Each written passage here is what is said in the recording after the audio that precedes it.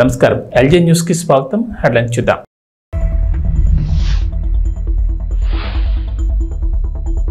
ఢిల్లీకి చంద్రబాబు కేంద్ర హోంమంత్రి అమిత్ షాతో పాటు పలువురు కేంద్ర మంత్రుల్ని కలిసే అవకాశం.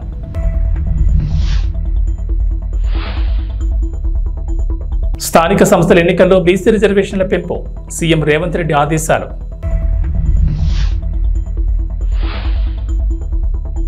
తెలంగాణలోని రహదారుల అభివృద్ధిపై స్పెషల్ ఫోకస్. జిల్లాలో రోడ్ల అభివృద్ధికి సహకరిస్తామన్న మంత్రి కోమటిరెడ్డి.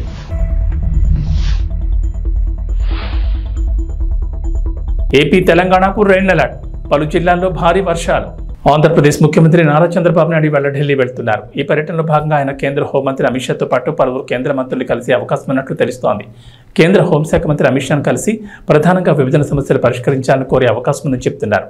అలాగే ఇతర రాజకీయ అంశాలపైన చర్చించే అవకాశం ఉన్నట్లు తెలుస్తోంది.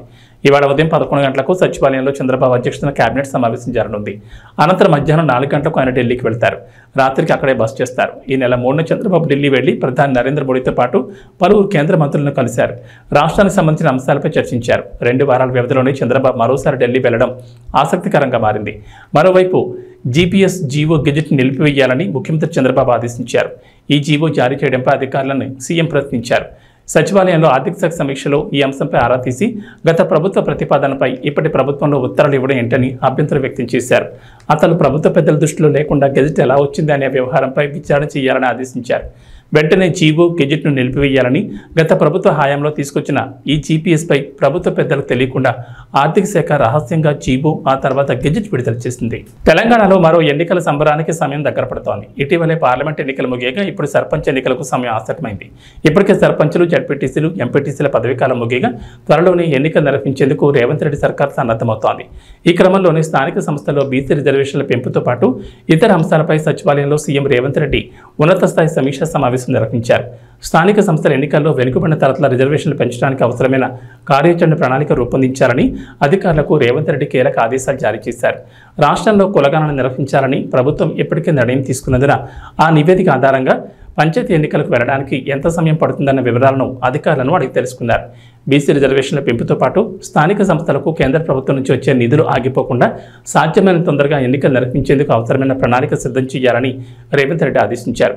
ఉమ్మడి రాష్ట్రం నుంచి తెలంగాణలో జరిగిన పంచాయతీ ఎన్నికల వరకు అనుసరించిన విధానాలు, వివిధ రాష్ట్రాల స్థానిక సంస్థల ఎన్నికల్లో బీసీ రిజర్వేషన్లపై సుప్రీంకోర్టులో దాఖలైన కేసులు, వాటి తీర్పులు, పర్యవసానాలను మాజీ మంత్రి జానారెడ్డి వివరించారు. ఇప్పటి వరకు అనుసరించిన రిజర్వేషన్ల విధానాలపై క్రమపద్ధతిలో నివేదిక రూపొందించాలని అధికారులను రేవంత్ రెడ్డి ఆదేశించారు. ఈ విషయంలో పంచాయతీరాజ్ శాఖ నిపుణులు, మాజీ ఉన్నతాధికారుల సలహాలు తీసుకోవాలని, చట్టపరమైన విషయాలు అడ్వకేట్ జనరల్తో చర్చించాలని సూచించారు. తెలంగాణలోని రహదారుల అభివృద్ధిపై స్పెషల్ ఫోకస్ పెట్టామని రోడ్లు, భవనాల శాఖ మంత్రి కోమటిరెడ్డి వెంకటరెడ్డి వెల్లడించారు. ఇప్పటికే హైదరాబాద్ విజయవాడ జాతీయ రహదారిని 4 వరుసల నుంచి 6 వరుసలకు విస్తరించేందుకు నిర్ణయం తీసుకున్నామన్నారు. కేంద్ర అనుమతితో త్వరలోనే టెండర్లు ఆహ్వానించనున్నట్లు చెప్పారు. మహబూబ్ నగర్ జిల్లాలో పర్యటించిన మంత్రి కోమటిరెడ్డి జడ్చర్ల నియోజకవర్గంలో 130 కోట్ల వ్యయంతో చేపట్టే నూతన రహదారుల నిర్మాణాలకు సోమవారం శంకుస్థాపన చేశారు. అనంతరం అక్కడ ఏర్పాటు చేసిన సభలో మాట్లాడిన కోమటిరెడ్డి జిల్లా ప్రజలకు గుడ్ న్యూస్ చెప్పారు. జిల్లాలో రోడ్ల అభివృద్ధికి సహకరిస్తామని చెప్పారు. జడ్చర్ల, మహబూబ్ నగర్, బత్పూర్ను కలుపుతూ కొత్తగా రింగ్ రోడ్ ప్రాజెక్టును తీసుకొస్తామని వెల్లడించారు. హైదరాబాద్, బెంగళూరు జాతీయ రహదారి విస్తరణపైన కీలక ప్రకటన చేశారు. ఈ రహదారిని 12 వరుసలుగా విస్తరించడానికి కేంద్ర మంత్రి గడ్కరీతో మాట్లాడామని చెప్పారు.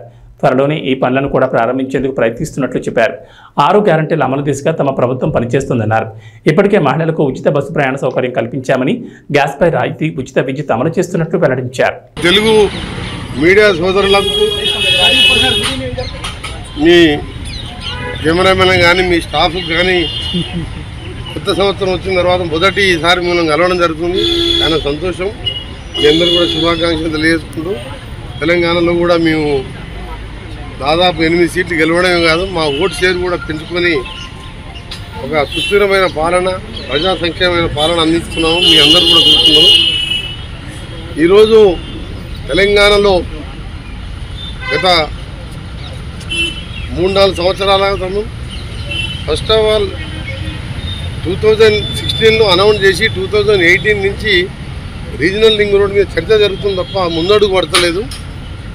గత ప్రభుత్వం దాని మీద కొన్ని అనౌన్స్ చేసినప్పుడు యూటిలిటీ చార్జ్ కడదామని చెప్పి ఒప్పుకొని తర్వాత వాళ్ళు మేము కట్టామని చెప్పడం, నేషనల్ హైవే వాళ్ళు దాన్ని బ్యాక్ పోవడం, మళ్ళీ మా గవర్నమెంట్ వచ్చిన తర్వాత నేను వచ్చి గడ్కరీ గారి ఆనరబుల్ మినిస్టర్ గారిని కలిసి సీఎం గారు నేను ఇద్దరం కలిసి వారిని ఒప్పిస్తే వాళ్ళు యుటిలిటీ ఛార్జ్ కూడా మీరు కట్టే అవసరం లేదు, మేమే కట్టుకుంటామని చెప్పి ముందుకు వచ్చి రావడం, దాన్ని వేగవంతం చేసే ప్రక్రియలో ఎలక్షన్ కోడ్ వచ్చినప్పుడు కొద్దిగా ఆలస్యమైంది.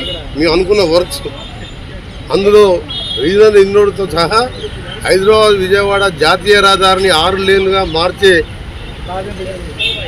అది ఒక దేశంలోనే ఎక్కువ ట్రాఫిక్ ఉన్న రోడ్డు, 60,000 వెహికల్స్ పర్ డే వస్తాయి. జిఎంఆర్ అనే సంస్థ టోల్ రోడ్ తీసుకొని యాక్చువల్గా 2024లోనే 6 లేన్గా కంప్లీట్ చేయాలి.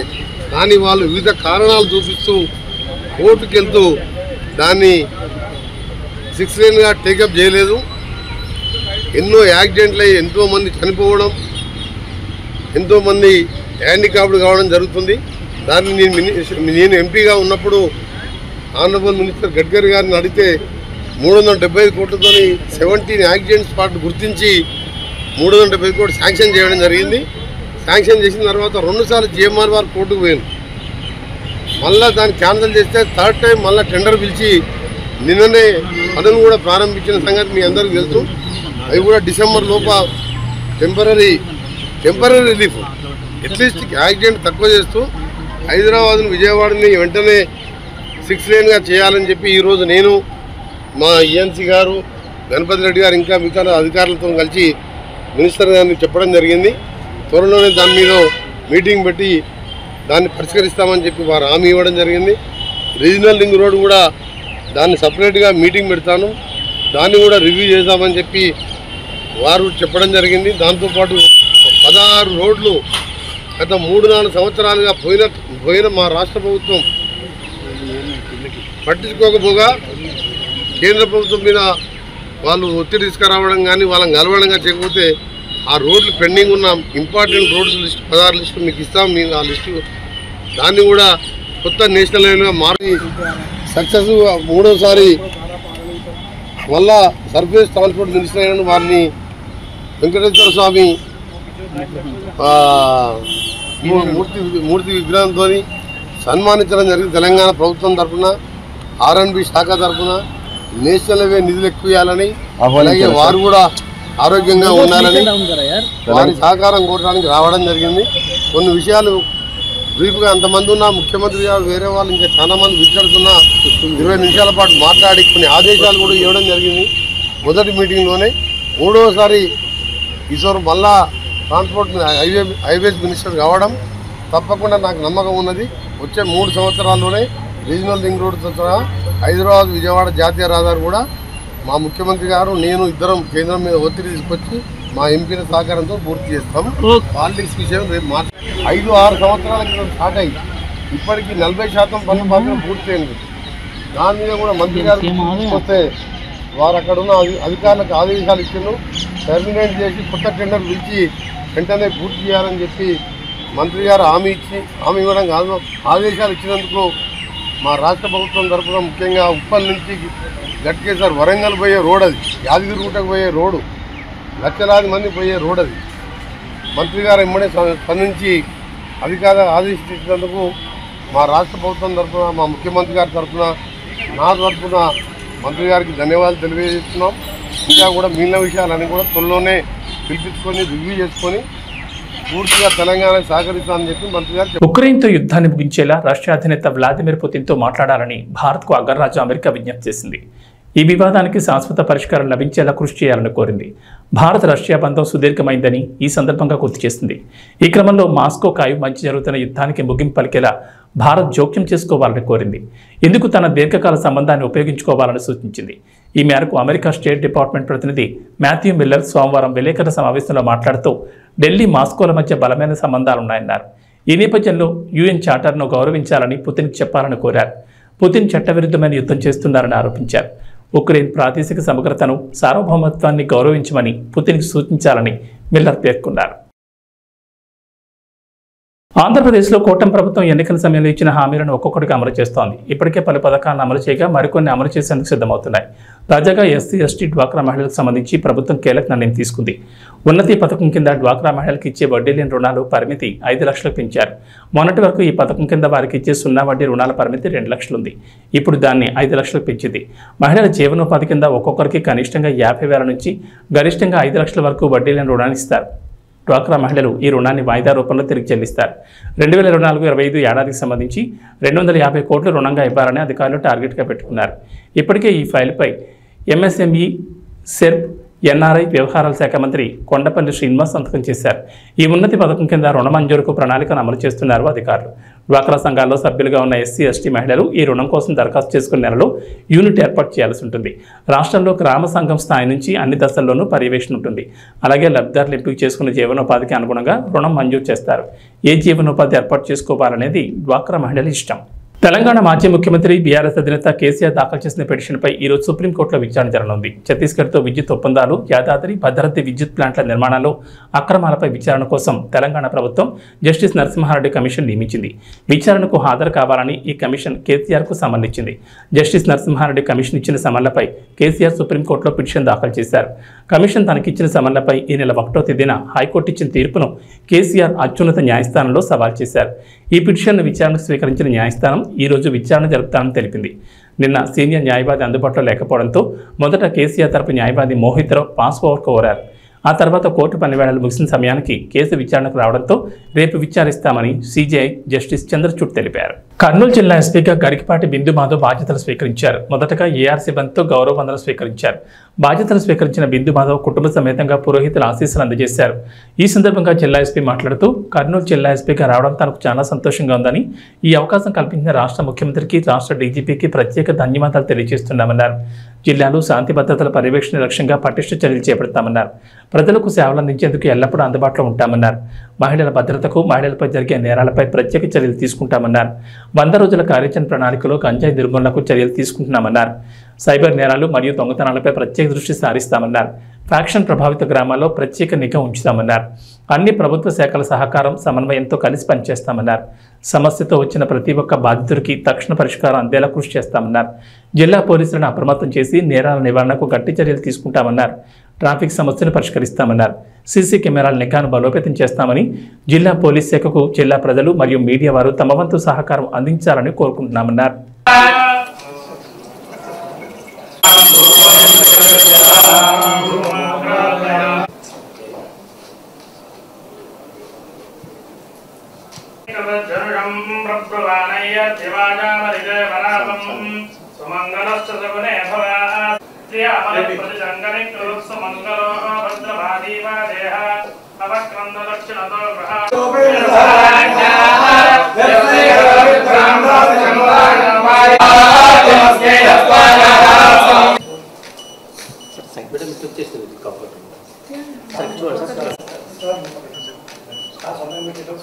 ఓకే సార్, ఓకే సార్, కొద్దిగా పై పెట్టు. Okay sir.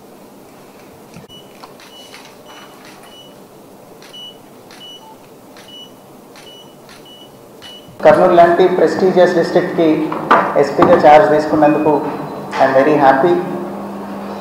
Honourable CM sir అట్లనే డీజీపీ సార్కి ఈ ఆపర్చునిటీ ఇచ్చినందుకు ఐఎమ్ వెరీ థ్యాంక్ఫుల్.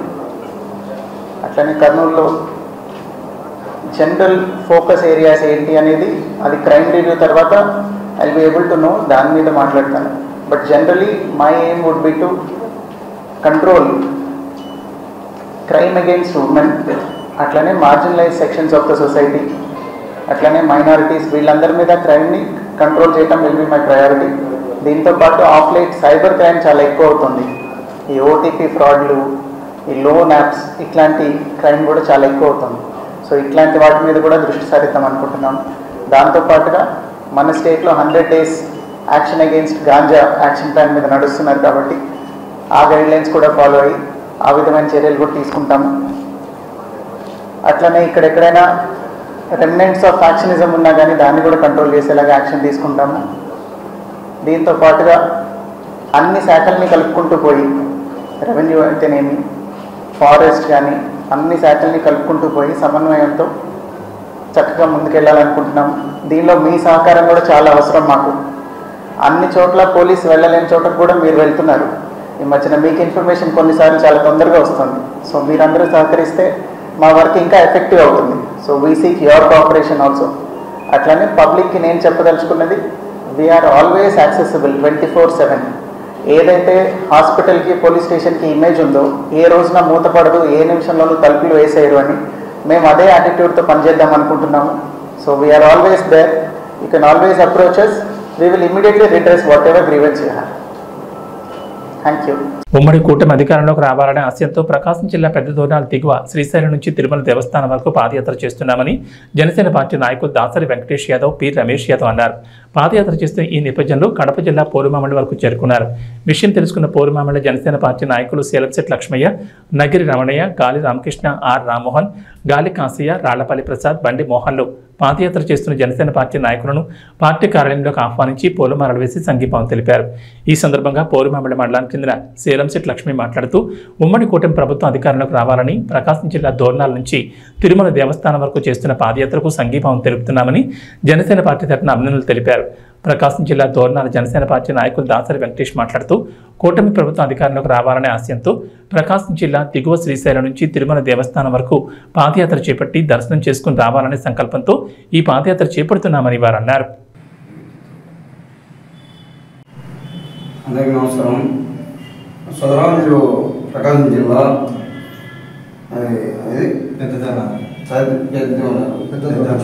మీరు వచ్చారు. మీ ఆశయం ఏంటి? ఎందుకు పాదయాత్ర చేస్తున్నారు? మీ ఆశయం ఎందుకు పాదయాత్ర ఎందుకు కోరుతున్నారు? పోయేదానికి మీ ఆశయం తెలియవచ్చు. అందరికీ నమస్కారం. టీడీపీ నాయకులకి, జనసేన నాయకులకి, కార్యకర్తలకు అందరికీ పేరుపేరున ధన్యవాదాలు. రాష్ట్రంలో ఎన్డీఏ కూటమి భారీ విజయం సాధించాను. దాంతోపాటు భారీ విజయం టీడీపీ అధ్యక్షుడు చంద్రబాబు నాయుడు గారు సీఎంగా కావాలని, అలాగే జనసేన అధ్యక్షుడు పవన్ కళ్యాణ్ గారు డిప్యూటీ సీఎం అవ్వాలని మా కోరిక మేరకు మేము తిరుమల వెంకటేశ్వర స్వామికి మొక్కున్నాము. వాళ్ళిద్దరూ అసెంబ్లీలో అడుగు పెడితే మేము పాదయాత్ర చేస్తామని మా పెద్దవాళ్ళ గ్రామం నుంచి, అలాగే మేము అనుకున్నట్టుగానే చంద్రబాబు నాయుడు గారు సీఎం అయినారు. అలాగే పవన్ కళ్యాణ్, జనసేన అధ్యక్షుడు పవన్ కళ్యాణ్ గారు డిప్యూటీ సీఎం అయినందుకు గాను మా పెద్దవాళ్ళ గ్రామం నుంచి తిరుమలకి పాదయాత్రగా బయలుదేరి ప్రస్తుతం పోరుమామల గ్రామానికి చేరుకున్నాం. పోరుమామల గ్రామంలో జనసేన నాయకులు, కార్యకర్తలు మమ్మల్ని స్వాగతించి వాళ్ళు సత్కరించి అందుకు జనసేన నాయకులకి ధన్యవాదాలు. ఆనాడు టీడీపీ అయితేమి, జనసేన అయితేమి, బీజేపీ అయితేమి మన పవన్ కళ్యాణ్ పిలుపు మేరకు అదే ఆశయంతో మన సోదరులు కష్టపడి పనిచేసేందుకు వాళ్ళ ఫలితం దక్కినందువల్ల ఈ రేపు పాదయాత్ర మొదలుపెట్టిండ్రు. ప్రకాశం జిల్లా దోర్నాల నుంచి మొదలుపెట్టి ఇప్పటికి 50 చేరుకోవడం జరిగింది. వాళ్ళ ఆశయం నెరవేరినందుకు మేము కూడా వాళ్ళకు మనస్ఫూర్తిగా ధన్యవాదాలు చెప్తున్నాం. ఆ ఏడుకొండ స్వామి ఉండడు అనేది ఇది ఒక నిదర్శనం. కానీ ఆ ఏడుకొండ వాడు ఏదైతే ముక్కున్నామో అన్నీ నిలబడతాయని అందరికీ తెలుసు. మేము కూడా గతంలో పాదయాత్ర చేసాం. మేము కూడా త్వరలో పోవాలా. అది ఎప్పుడు పోవాలో ఆయన పిలిపించుకుంటూ పోగలుగుతాము. ఈ కూటమిలో పవన్ కళ్యాణ్ ఏదైతే ఓటు శివుడు అనే భాగంలో ఏదైతే చెప్పాడో ఆనాడు ఆ ఆశయం నెరవేరింది. కాబట్టి జనసేన ఎక్కడైతే అభ్యర్థులు పెట్టిందో వాళ్ళకు అందరూ సహకరించి గెలిచినందుకు, అట్లనే సన్మానాలు ఎక్కడైతే మొత్తం కూటమి అభ్యర్థులు ప్రతి చోట బీజేపీ అయితే, జనసేన అయితే కూటమిలో భాగంగా గెలిచినందుకు సందర్భంగా ఆనాడు ఏడుకొండ స్వామిని ముక్కునేది. కాబట్టి వాళ్ళు ముక్కు నెరవేర్చినందుకు ఆ ఏడుకొండ స్వామి గారికి పాదయాత్ర అంటే ఆశయమాశ కాదు. దోర్నాలు అంటే ప్రకాశం జిల్లా దోర్నాలు ఉమ్మడి కూడా 300 కిలోమీటర్లు పాదయాత్ర చేసిన మన సోదరులకు మనస్ఫూర్తిగా జనసేన తరఫున మా నాయకుడు పవన్ కళ్యాణ్ తరఫున వాళ్ళు కూటమిలో భాగంగా వీళ్ళకు మంచి జరగాలని ప్రజలకు మంచి జరగాలని ఏడుకోవాలని మేము మా నాయకుల తరఫున మేము తెలిసి ఉంచి నమ్ముకుంటున్నాం. కూటమిలో భాగంగా ప్రతి ఒక్కరికి న్యాయం జరిగే విధంగా ఉండాలని మన సోదరులు కూడా అజ్ఞా ఏడుకొండ స్వామి ఎలగలుగా ఉంటారని నేను మనస్ఫూర్తి కోరుకుంటే జై జనసేన జై Janasena. Icon star Allu Arjun much awaited movie Pushpa 2 the rule Sukumar దర్శకత్వం వహిస్తున్న ఈ చిత్రంలో రష్మిక మందన హీరోయిన్ గా నటిస్తోంది. ఫహాద్ ఫాజిల్, రావు రమేష్, సునీల్, అనసూయ వంటి నటీనటులు ఈ చిత్రంలో కీలక పాత్రలో పోషిస్తున్నారు. దేవిశ్రీ ప్రసాద్ మ్యూజిక్ అందిస్తున్న ఈ చిత్రం డిసెంబర్ 6న గ్రాండ్ గా రిలీజ్ కానుంది. అయితే ఆగస్టు 15న సినిమా రిలీజ్ చేస్తామని మూవీ టీం ప్రకటించినప్పటికీ షూటింగ్ భారీగా బ్యాలెన్స్ ఉండడంతో వాయిదా వేకి తప్పలేదు. అయితే తాజాగా ఈ సినిమా షూటింగ్ పై కొంత రూమర్స్ వినిపిస్తున్నాయి. అవేంటంటే పుష్ప 2కి ఇంకా 30 రోజులు పైగా షూటింగ్ బ్యాలెన్స్ ఉన్నట్లు టాక్. ప్రస్తుతానికైతే షూటింగ్ బ్రేక్ ఇచ్చింది మూవీ టీం. దీంతో అల్లు అర్జున్ తన ఫ్యామిలీతో కలిసి 2-3 వారాల వెకేషన్ కూడా వెళ్ళొచ్చారు. ఈ సందర్భంగా బన్నీ లుక్ చూసి ఫ్యాన్స్ కూడా అవాక్కయ్యారు. ఎందుకంటే పుష్ప 2లో బన్నీ గడ్డంతో కనిపించాల్సింది. దీనికోసమే 2 ఏళ్లుగా గడ్డం లుక్ను అలా మెయింటైన్ చేస్తూ వచ్చారు. కానీ రీసెంట్గా కనిపించిన లుక్లో గడ్డం తీసేశారు అల్లు అర్జున్. దీంతో పుష్ప 2 షూటింగ్ ఇప్పుడిప్పుడే మొదలయ్యే అవకాశం లేదని ఫ్యాన్స్ ఫిక్స్ అయిపోయారు. మరి ఇది ఎప్పుడు మొదలవుతుందో, 30 రోజుల షూటింగ్ ఎప్పుడు పూర్తవుతుందో చూడాలి. టీమిండియా మాజీ క్రికెటర్లు యువరాజ్ సింగ్, హర్భజన్ సింగ్, సురేష్ రైనాలు చిక్కుల్లో పడ్డారు. World championship of legends 2024 title సాధించిన తర్వాత జరుపుకున్న సెలబ్రేషన్స్ వివాదాస్పదంగా మారాయి. దీంతో సోషల్ మీడియాలో వీరిపై విమర్శలు వ్యక్తమవుతున్నాయి. దేశం మొత్తం హీరోలుగా భావించే మీరు దివ్యాంగులను అవమానపరిచేలా వ్యవహరించడం కరెక్టేనా అనే ప్రశ్నలు తలెత్తున్నాయి. ఇటీవల జరిగిన వరల్డ్ ఛాంపియన్షిప్ ఆఫ్ లెజెండ్స్ 2024 ఫైనల్లో యువరాజ్ సింగ్ సారథ్యంలో ఇండియా ఛాంపియన్స్ జట్టు పాకిస్తాన్ ఛాంపియన్స్ జట్టును ఓడించింది. ఈ విజయం దక్కడంపై టీమిండియా మాజీ ప్లేయర్లు సంతోషం వ్యక్తం చేశారు. తమదైన శైలిలో సంబరాలు జరుపుకున్నారు. సంబరాల్లో భాగంగా యువరాజ్ సింగ్, హర్భజన్ సింగ్, సురేష్ రైనాలు బాలీవుడ్ చిత్రం బ్యాడ్ న్యూస్లోని తౌబా తౌబా హుక్ స్టెప్ను ఇమిటేట్ చేస్తూ వీడియో చేశారు. ఇందులో వారు నడుం పట్టుకుని కుంటుకుంటూ నడుస్తూ యాక్ట్ చేశారు. ఈ వీడియోను సోషల్ మీడియాలో పంచుకున్న ఈ ప్లేయర్లు 15 రోజుల లెజెండ్స్ క్రికెట్ తర్వాత మా శరీరాలు కూడా తౌబా తౌబా అయ్యాయి, నొప్పులు ఎక్కువైపోయాయి, ఇది మా ప్రస్తుత పరిస్థితి తెలిపే తౌబా తౌబా అంటూ రాసుకొచ్చారు. ఈ వీడియోను బ్యాడ్ న్యూస్ చిత్రంలోని నటులు విక్కీ కౌశల్, కరణ్కు ట్యాగ్ చేశారు. ఇక్కడే అసలు వివాదం మొదలైంది. ఇక వాతావరణ విషయానికి వస్తే తెలంగాణకు హైదరాబాద్ వాతావరణ కేంద్ర అధికారులు రెయిన్ అలర్ట్ జారీ చేశారు. ప్రస్తుతం రాష్ట్రంపై నైరుతి రుతుపవనాలు చురుగ్గా కదులుతున్నట్లు వెల్లడించారు. రుతుపవనాలతో పాటు ద్రోణి ప్రభావంతో రాష్ట్రంలో నేటి నుంచి రానున్న 3 రోజుల పాటు వర్షాలు కురుస్తాయని చెప్పారు. వాయువ్య బంగాళాఖాతంలో 19న అల్పపీడనం ఏర్పడే అవకాశం ఉన్నట్లు అధికారులు అంచనా వేశారు. కొన్ని జిల్లాల్లో అతి భారీ వర్షాలు, మరికొన్ని జిల్లాల్లో భారీ వర్షాలు కురుస్తాయని చెప్పారు. ములుగు, భద్రాద్రి కొత్తగూడెం, వరంగల్, మహబూబాబాద్, హనుమకొండ, మంచిర్యాల, జయశంకర్, భూపాలపల్లి జిల్లాలో ఇవాళ భారీ వర్షాలకు ఛాన్స్ ఉందన్నారు. ఈ మేరకు ఆయా జిల్లాలకు ఎల్లో అలర్ట్ జారీ చేశారు. ఆంధ్రప్రదేశ్లో వర్షాలు కొనసాగుతున్నాయి. బంగాళాఖాతంలో అల్పపీడనం ప్రభావంతో రాష్ట్ర వ్యాప్తంగా ఎడతెరిపి లేకుండా వర్షాలు పడుతున్నాయి. గత 2 రోజులుగా ముసురు వాతావరణం కనిపిస్తోంది. ఈ నెల 19న పశ్చిమ మధ్య వాయువ్య బంగాళాఖాతంలో మరో అల్పపీడనం ఏర్పడే అవకాశం ఉందని అంచనా వేస్తున్నారు. ఈ ప్రభావంతో రాబోయే 5 రోజుల్లో రాష్ట్రంలో విస్తారంగా వర్షాలు కురుస్తాయని వాతావరణ శాఖ అంచనా వేస్తోంది. మంగళవారం రాష్ట్ర వ్యాప్తంగా తేలికపాటి నుంచి ఓ మోస్తరు వర్షాలు, బుధవారం కోస్తా జిల్లాలో భారీ వర్షాలకు అవకాశం ఉందంటున్నారు. గురు, శుక్రవారాల్లో కోస్తా జిల్లాలో భారీ నుంచి అతి భారీ వర్షాలు పడతాయని, సముద్రం అలజడిగా ఉంటుందని, అందుకే మత్స్యకారులు వేటకు వెళ్లొద్దని వాతావరణ శాఖ అధికారులు సూచించారు. ఏబీ బులెటిన్ విశేషాలు.